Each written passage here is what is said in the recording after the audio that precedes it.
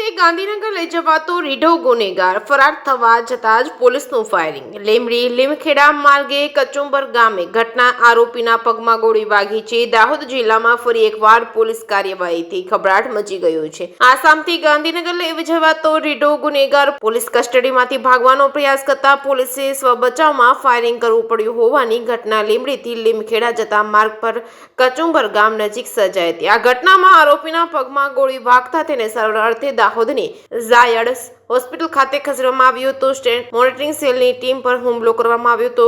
ભાગવાનો પ્રયાસ નિષ્ફળ થયો હતો. મળતી માહિતી મુજબ સ્ટેટ મોનિટરિંગ સેલની ટીમે આસામમાંથી રીઢા ગુનેગાર અશોક બિશ્નોઈની ધરપકડ કરી ગાંધીનગર લઈ જવામાં આવ્યો હતો. રાજસ્થાનના બાસાવાડા થઈ ઝાલોદના લીમડી વિસ્તારમાં પહોંચતા આરોપીએ અચાનક જ પોલીસ કર્મચારી પર હુમલો કર્યો હતો અને આરોપીએ સીટ બેલ્ટ વડે પોલીસ કર્મચારીઓનું ગળું દબાવવાનો પ્રયાસ કર્યો હોવાનું પણ સામે આવ્યું છે.